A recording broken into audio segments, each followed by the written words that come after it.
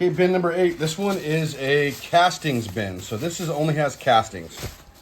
So it's a half a bin right here. And within these castings, this one's a fun one because this one is, I put no worms in it. So anything you see for worms is just simply gonna be the eggs that hatched in this bin. So let's see what we have. All right. So these are all eggs that were within, here's an avocado, and they won't eat these stickers. They'll usually push those up to the top. I'm gonna pull that out now. But this bin right here, this had 0 worms put into it. It was simply eggs from these worms. So as you can see, there's a decent amount of worms in here that have hatched over the last, in this case, this was produced 2 months ago, actually a month and a half ago.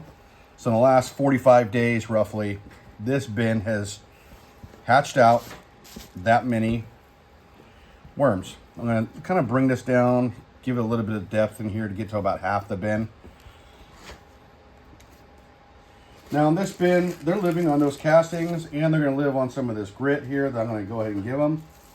And I'm gonna only give them chicken. I'm not gonna hit them with this watermelon. I'm just gonna hit them with some of this chicken food, get it mixed in there, and let the moisture of this bin naturally make this chicken food kind of soften up and get mushy for them to eat.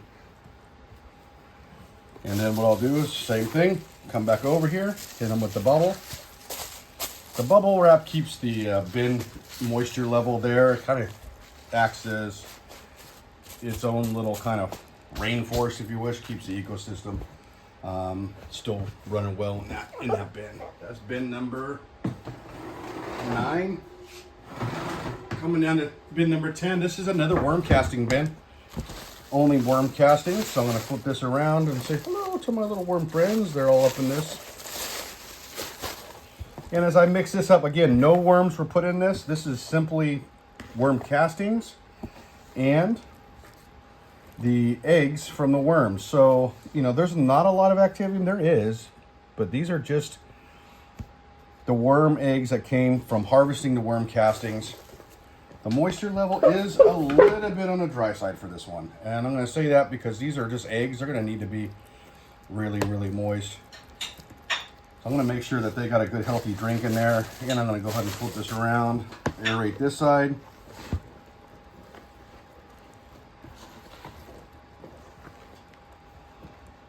Here's a little bit of melon that we gave them, so they did find their way through some of that melon last time.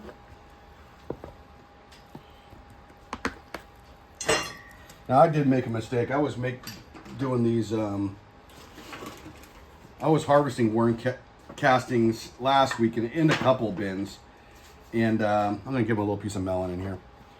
And I gave those worms a pretty good shaking and disturbed one bin so bad that all the worms had to evacuate. They were going out of the bin in the thousands.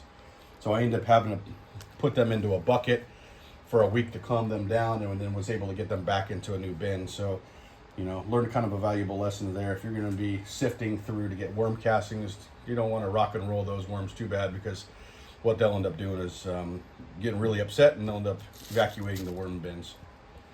So that's number 10.